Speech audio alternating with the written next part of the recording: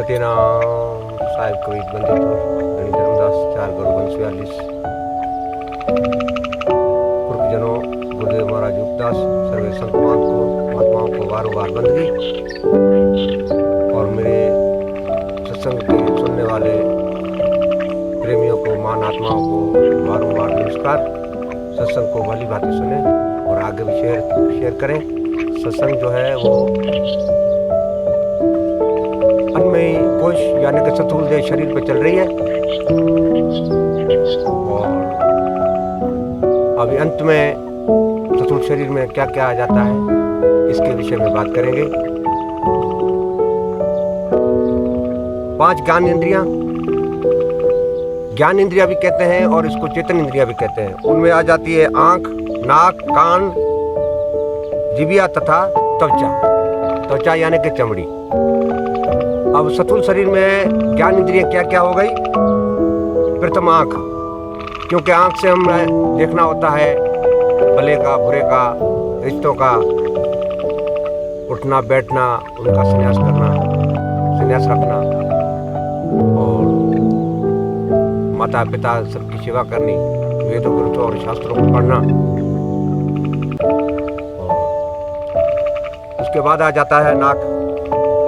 नाक का काम है ग्रहण यानी कि वासना लेना, जिससे शुभ भली वासना और बुरी वासना का सुगंध और गंध का जो है वो पता लगता है और उसी से आदमी परिचय होता है क्या अच्छी सुगंध है और क्या बुरी सुगंध है। उसके बाद आ जाती है ज़ुबान, जिससे अच्छा बोलना और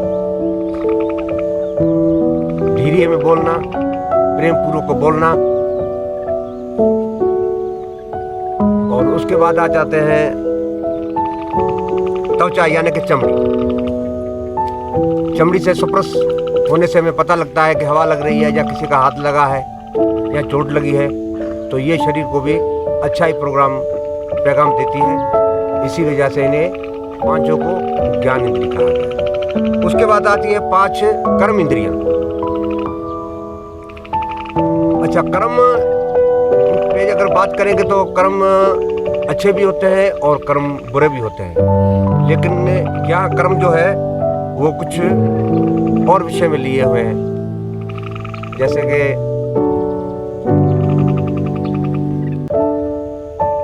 शरीर को अच्छे कर्म भी करवाती है और बुरे कर्म भी करवाती है। उसमें आ जाते हैं प्रथम हाथ। तो हाथ का काम ढांपना भी है, किसी को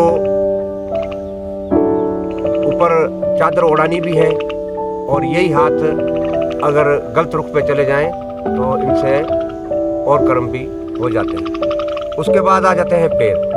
अगर पाँव सत्संग की तरफ या अच्छे व्यक्तियों की तरफ या अपने घर बार की तरफ या सेवा बंदगी या मजदूरी की तरफ चले जाएं तो अच्छा ही होता है। अगर यही पाँव अगर किसी गलत राह पे चले जाते हैं, गलत जगह पे चले जाते हैं, तो इससे और भी अधिक कर्म हो जाते हैं। उसके बाद आता है मुख। तो मुख से हम बहुत सी चीज़ें ग्रहण करते हैं, खाते पीते हैं, स्वादिष्ट चीज़ें खाते हैं। अगर अच्छी चीज़ें खाते हैं तो अच्छा प्रभाव होगा, अगर बुरी चीज़ें खाते हैं तो शरीर को रोग में मुब्तला करेगा। उसके बाद आ जाता है शिशन और गुदा यानी के लिंग और मूलाधार। ये 2 जो हैं ये भी कर्म इंद्रियां हैं और इनसे भली भांति आप वाकिफ भी है। और इसपे पहले भी अन्वयी कोश में स्थूल देह में इस पर विचार हुआ है कि कहाँ पर ये जो इंद्रिय जो है रखी हुई है और इनके देवता कौन से और इनका काम क्या है। उसके बाद आ जाता है पंच अंतःकरण। अब ये पंच अंतःकरण जो है ये सूक्ष्म है, ये दिखने में नहीं आते हैं, लेकिन शरीर पूरे को डामाडोल करने वाले और शरीर पूरे को शुद्ध करने वाले भी हैं। उससे मैं पंचकरण मन, बुद्धि, चित्त और अहंकार, ये 5 जो है ये पंचकरण है। और मन बुद्धि चित्त अहंकार से ही इंसान जो है, यही वो सूक्ष्म शरीर है और सूक्ष्म क्रियाएं हैं, बल्कि महान, और यही सारे शरीर को जो है, स्थूल शरीर को अपने वश में किए हुए इसे चलाते हैं। इतना तक के जीव को भी ये जो है अपने वश में कर लेते हैं। मेरे भी सज्जनों, इस कोश में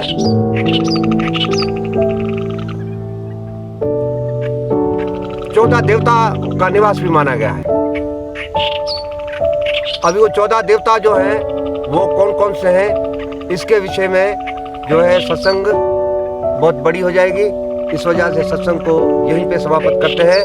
तो अब जब 14 देवता इस शरीर में आएंगे तो तुम्हें पूरा पता लग जाएगा कि ये स्थूल शरीर कितना कारगर है, और इससे जब तक जीव आत्मा शरीर के अंदर है तो इससे कितना लाभ उठाया जा सकता है।